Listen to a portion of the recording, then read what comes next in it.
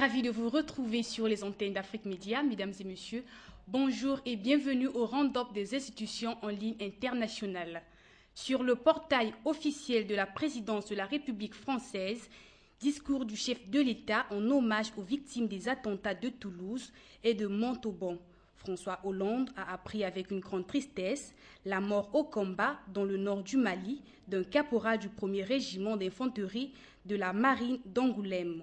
Parlons toujours nécrologie, décès d'André Fontaine.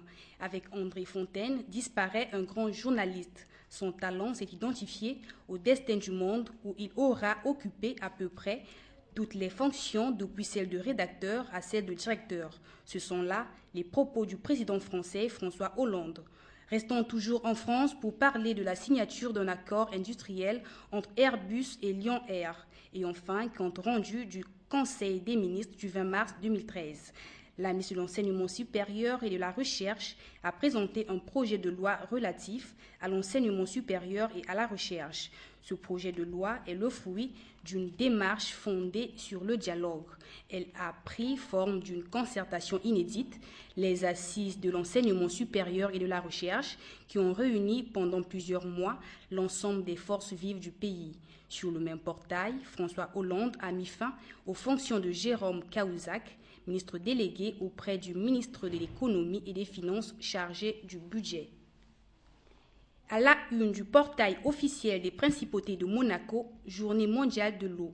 À l'occasion de la Journée mondiale de l'eau, le vendredi 22 mars 2013, la direction de l'environnement a rappelé que la préservation des ressources s'inscrit au cœur de la politique de développement.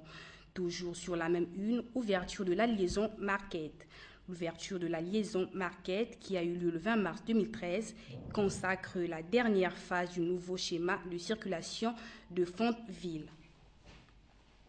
Mettre à côté les ambitions personnelles et accepter les offres des uns et des autres. Le dialogue est nécessaire et nous devons créer un modèle sur la base duquel chaque question doit être tranchée de cette façon. Nous allons remporter la victoire. Ce sont là les propos du président de la République georgienne. Le ministre georgien a fait une déclaration concernant le mémorandum relatif au cabinet des ministres tout en rappelant à une action conjointe du gouvernement. Toutes ces informations, c'est sur le portail officiel de la Géorgie. Sur l'interface du gouvernement roumain, Victor Ponta, le Premier ministre, a participé au programme Heure de pointe à la chaîne nationale roumaine. Les thèmes abordés ont été, entre autres, la conclusion des contrôles effectués par la direction du contrôle du Premier ministre, la controverse ces derniers temps en ce qui concerne la sécurité alimentaire, la réglementation des prix de l'énergie, de modifier la Constitution, la construction de routes et d'autres projets, ainsi que d'autres questions d'actualité. Sur l'interface officielle du Québec, consultation générale sur le rapport quinquennal de la CAI.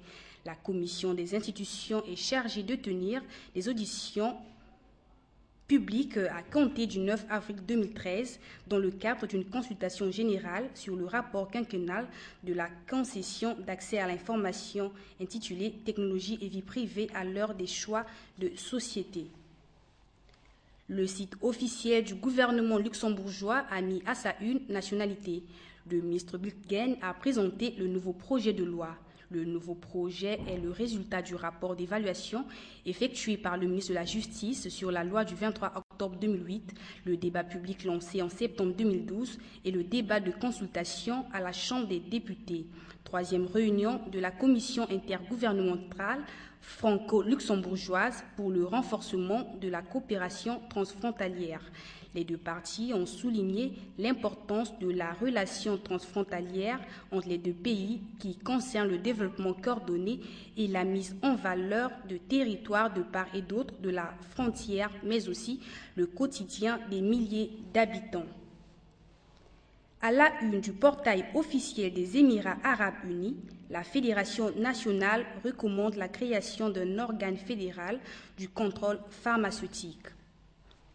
Son Altesse Cheikh Mohammed bin Rachid Al Maktoum, vice-président, premier ministre et gouverneur de Dubaï, a reçu le président Armando Emilio Guebuza, président de la République du Mozambique, qui est en visite au pays à la tête de la délégation des hauts fonctionnaires.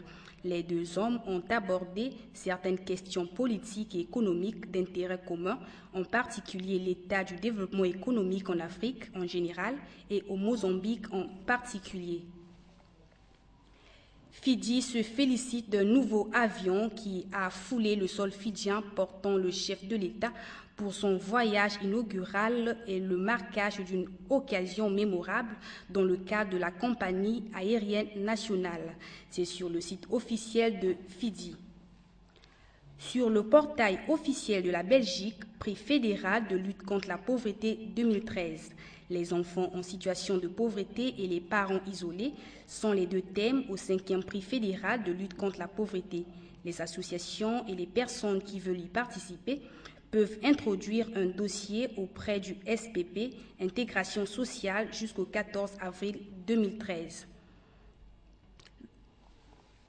Le gouvernement Harper annonce les premières étapes qui mèneront au système de sécurité de la classe mondiale pour les navires-citernes. La mise en œuvre de ces 8 mesures de sécurité pour les navires-citernes a été annoncée en même temps que la présentation de la loi visant la protection des mers et des ciels canadiens et la création qui entreprendra un examen du système de sécurité pour les navires-citernes actuels et proposera d'autres mesures pour le renforcer. Cette annonce a été faite par l'honorable Denis Lebel, ministre des Transports, de l'Infrastructure et des Collectivités, et par l'honorable Joe Olivier, ministre des Ressources naturelles. C'est sur le site du gouvernement canadien. À la une du portail officiel de la Belgique, plusieurs espèces de requins, d'éléphants et des rhinocéros mieux protégés. Le sommet de la Convention Commerce international des espèces de faune et de flore sauvages menacées d'extinction qui se tenait à Bangkok s'est clôturé le 14 mars 2013 par un bilan globalement positif. Le requin top, le requin océanique, 3 espèces de requins, martéros et les raies manta vont être mieux protégés désormais. Des mesures de protection vont également être imposées pour lutter contre le commerce illégal de l'ivoire des éléphants d'Afrique et la poudre de corne de rhinocéros. Plusieurs espèces de tortues, de végétaux et de bois exotiques ont intégré la liste des espèces protégées. En revanche, aucun consensus n'a été trouvé pour l'ours polaire. Renforcer la compétitivité de l'Europe. L'Europe ne peut réussir, si elle n'est compétitive. Dans ce document, la chancelière allemande Angela Merkel, avec le président français François Hollande, ainsi que José Manuel Barroso, président de la Commission européenne, se sont convenus sur le renforcement de la compétitivité de l'Europe. C'est sur le portail gouvernemental de l'Allemagne. Sur le portail officiel du Québec, mars, mois de la prévention de la fraude. À l'instar de plusieurs autres organismes au Québec et au Canada, la Commission s'associe à cet événement. À l'occasion, la Commission entend rappeler que la protection des renseignements personnels est l'affaire de tous. Cette protection doit prévaloir en tout temps et en tout lieu, étant entendu que la fraude peut prendre différentes formes, par exemple l'hameçonnage, courriel électrique et bien d'autres.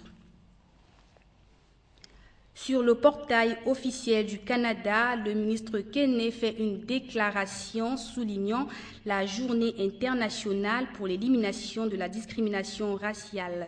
Sur le même portail, le ministre des Finances, Jim Flaherty, se prépare pour la prochaine étape du plan d'action économique du Canada en enfilant de nouvelles chaussures fabriquées au Canada. Poursuivant la tradition budgétaire bien établie, l'honorable Jim Flaherty s'était rendu hier à l'usine Roots à Toronto pour acheter, avant le dépôt du budget, des chaussures plan action économique fabriquées au Canada. Il a également fait une visite guidée des installations et s'est entretenu avec quelques-uns des 200 employés. Sur l'interface du site gouvernemental allemand, large majorité en faveur des mandats pour l'intervention au Mali. Durant ce mois de mars, les soldats allemands prennent part à la mission de formation de l'Union européenne au Mali. Sur le portail officiel de la Roumanie, les représentants du gouvernement roumain ont discuté avec les experts de la Cour de Strasbourg sur le projet de loi sur la restitution des biens ainsi que la forme finale de la loi pour se conformer aux normes de l'Union européenne.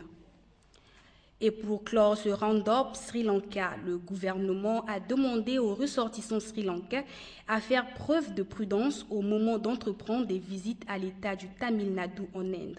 Sur le même portail, le président sri-lankais n'est pas un criminel de guerre.